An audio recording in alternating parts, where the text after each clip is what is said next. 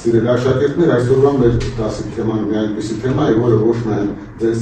պետք կգա զինվորական ծառայությանն է, այլ նաև քաղաքացիական կյանքին։ Այսօրվա դասի թեման մենք կսկսենք ոչ թե երկար սահմանումներով կամ բացատրություններով, այլ բանալի բառերով։ Ուստի ես խնդրում եմ ձեզ կենտրոնանալ, ես համոզված եմ ու հավաստիացած եմ, որ դասի վերջում դուք կկարողանաք տարբերել, որոնք են այսօրվա թեմայի գլխավոր նպատակները, մենք աշխատենք խմբային անհատական մոտեցումներով։ Այժմ ուշադրություն խնդրում եմ էկրանին։ Մենք կբացենք բանալի բառեր եւ խնդրում եմ յուրաքանչյուրը հայտնեք ձեր կարծիքը։ Խնդրեմ, կարգապահություն։ Ինչ եք հասկանում։ Կարգապահությունը զինվորականի ենթարկվելն է կանոններին։ Ուրիշ խնդրեմ։ Կարգապահությունը կարգականոնի հետևելն է։ Ուրիշ չունեք լրացում։ Խնդրեմ։ Կարգապահության բանակը կզրկի մարտունակությունից։ Հիմա նայենք կարճ սահմանում ինչ իրենից ներկայացնում կարգապահություն։ Կարգապահությունը զինվորականի գիտակցված ենթարկվելն է կանոններին եւ հրամաններին։ Համաձայն եք։ Հաջորդ բանալի բառը պարտավորություն։ Խնդրեմ։ Յուրաքանչյուր զինվոր ունի պարտականություններ, մաս չհետևելը կբերի նոր շտեմակների։ Ճիշտ եք, ուրիշ, խնդրեմ։ Յուրաքանչյուր զինծառայող պարտավոր է պաշտպանել իր հայրենիքը։ Խնդրեմ։ Պարտավորությունը դա անձի եւ զինծառայողներին հանձնարարվում է ինչ-որ առաջադրանք եւ նա պետք պարտավոր է դա կատարել։ Ճիշտ եք։ Հիմա տեսնենք կարճ սահմանում ինչ իրենից ներկայացնում պարտավորությունը։ Յուրաքանչյուր զինվոր ունի պարտավորություններ, որոնք չկատարելը հետևանքներ ունեն։ Համաձայն եք։ Հաջորդ բանալի բառը խրախուսանք։ Խնդրեմ։ Խրախուսանքը բարձրացնում է զինվորների մոտիվացիա։ Ուրիշ, խնդրեմ։ Խրախուսանքի միջոցով զինվորներին ոգևորում են, խրախուսանքն ակտերում է օրինակ կարգապահության համար կամ Այսինքն ծառայությունը լավ կատարած զինվորը, եթե խրախուսվում է, նա կարող է հաջորդ առաջադրանքն անհամեմատ ավելի լավ։ Ճիշտ է։ Ուրիշ, չունեք ուրիշ ասելու։ Լավ, հիմա տեսնենք ինչ է դենս ներկայացնում խրախուսանքի կարգապահում։ Խրախուսանքը դրական գնահատական է կարգապահ վարքի համար։ Համաձայն եք։ Հիմա եկեք նասին, սա խնդրում եմ ավելի ակտիվ, ինչ է իրենից ներկայացնում կարգապահական տույժը, խնդրեմ։ Կարգապահական տույժը կիրառվում է դաստիարակչական նպատակներով որևէ խախտման դեպքում։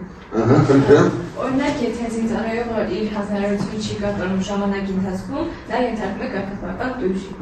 Խնդրեմ, ուրիշ լրացումներ չունեք։ Հիմա տեսնենք կարճ սահմանում ինչ իրենից ներկայացնում կարգապահական տույժը։ Ճիշտ նկատեցիք, տույժը կիրառվում է կանոնների խախտման դեպքում դաստիարակչական նպատակով։ Ես խնդրում եմ ուշադրություն դարձնեք, նկատեցիք դաստիարակչական նպատակով, դա ոչ թե պատիժ է, այլ կրում է դաստիարակչական բան։ Բարձր։ Հիմա կարճ հարցումների միջոցով ավելի մանրամասն կծանոթանանք խրախուսանքներին, կարգապահական տույժերին եւ կարգապահությանը ընդհանրապես։ Այժմ ես կբաժանեմ քարտեր, կարմիր եւ կանաչ։ Բնականաբար կանաչը դրական պատասխանի դեպքում կարմիրը բացասական։ Հարցումները ուշադիր նայեք։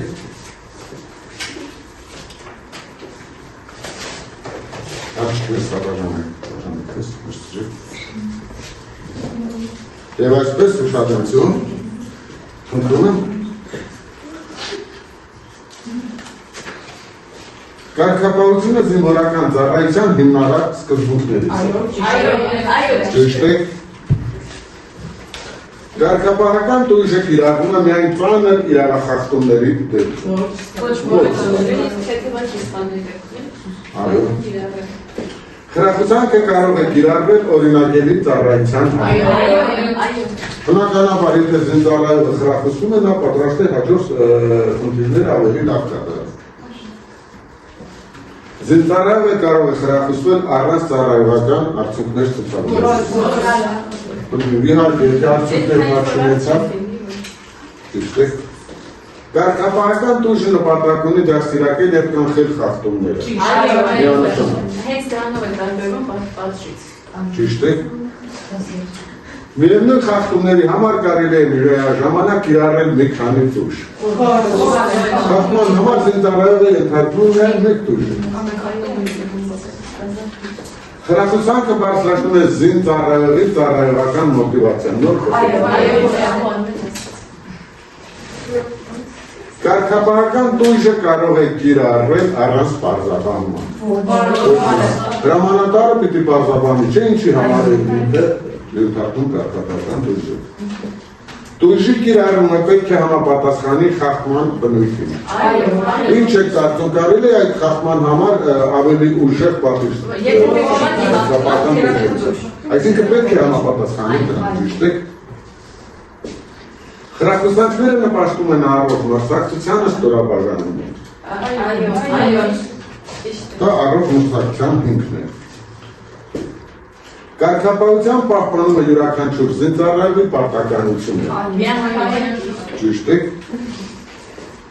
Տույժը կարող է վերածվել սահմանված կարգով և ժամկետով։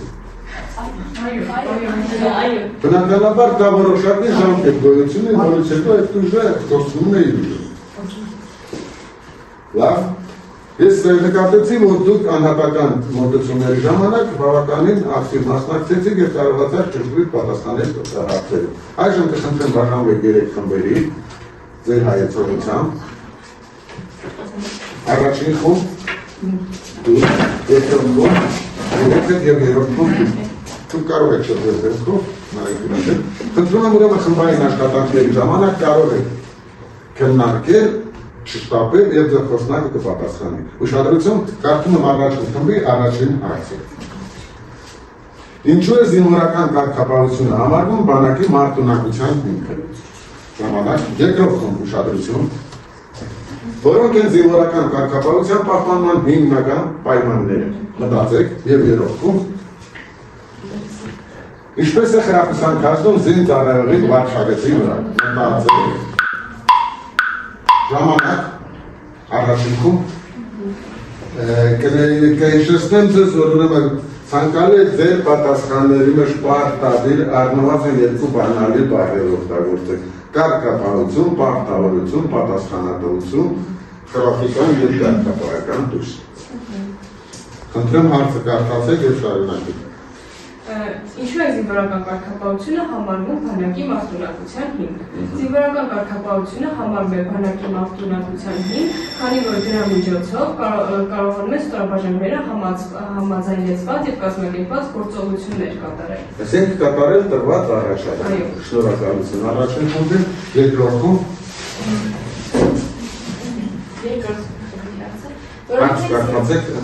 Որոնք են զինվորական կարգապահության պահպանման հիմնական պայմանները։ Հիմնական պայմաններն են կանոնների իմացություն, պարտավորությունների կատարում, պատասխանատվության գիտակցություն և հրամանատարի պահանջների պահպանում։ Շնորհակալություն երկրորդ խմբի, երրորդ խումբ։ Ինչպես է խրախուսանքը ազգում զինծառայողի վարքագծի վրա, խրախուսանքը բարձրացնում է զինծառայողի մոտիվացիան, ինչպես նաև անօգտվում կարգապահությունը։ Նրանց դրդում է ավելի լավ կատարել հաջորդ տրված առաջադրանքը։ Շնորհակալություն։ Առաջին խումբի կարդում եք ձեր երկրորդ հարցը, որ դեպքերում է կարգապահական տույժը դառնում անհրաժեշտ միջոց։ Մտածեք, երկրորդ խումբ, առաջին երկրորդ հարցը։ Ինչպես կարելի է խրախուսանքը տույժը կիրառել արդար և դաստիարակչական ձևով։ Երրորդ խումբ։ Ինչ բացասական հետևանքներ կարող ունենալ կարգապահական խախտումները ստորաբաժանման համար։ Ժամանակ։ Առաջին խումբ։ Հարցը կարդացեք։ Որ դեպքերում է կարգապահական տույժը դառնում անհրաժեշտ միջոց, երբ չեն կատարել, երբ խախտում են կանոնները, հրամանները, այսինքն անհրաժեշտ է ժամանակին շրջել այդ բարձրությունները և խրախուսումները բավարարվան քիչ։ Նայեք, կարգապահական տույժը առանց կարգապահական տույժի հնարավոր չէ բարձրությունները շրջել։ Համաձայն եք։ Երկրորդ խումբ։ Ինչպես կարելի է խրախուսանքն ու տույժը կիրառել արդար և դաստիարակչական ձևով, նախ և առաջ դրանք երկուսն պետք է կիրառվեն օրենքի սահմաններում, ժամանակին և բոլորի նկատմամբ հավասար սկզբունքներով։ Առանց չպետք է տարբերություն բերվի զինվորների։ Շնորհակալություն, շատ պատասխանի համար և երրորդ խումբ։ Ինչ բացասական հետևանքներ կարող են ունենալ կարգապահության ֆակտորներ խորհրդանման համար, կարող է առաջանալ անկարգություն, անվտանգության կորուստ, ինչպես նաև Այսինքն նաև տվյալ ստորաբաժանման հեղինակության վրա համաձայն եք։ ինչպես նաև առաջանում է մարդունակության նվազում։ Ճիշտ է, երեք խումբներ ճիշտ պատասխանեցիք։ Հիմա երրորդ հարցը, խնդրեմ առաջին խումբ ուշադիր դարձեք։ Ինչով է տարբեր անհատական պատասխանատվությունը հավաքական պատասխանատվությունից բանակում։ Երկրորդ խմբի խմբային հարցում։ Ինչպես կարող է զինծառայողը սեփական վարկով նպաստել կարգապահ միջավայրի ձևավորման։ Մտածեք։ Երրորդ խումբ ձեր հարցը։ Խրախուսանքն արդյոք միշտ ավելի արդյունավետ է, քան դույժը։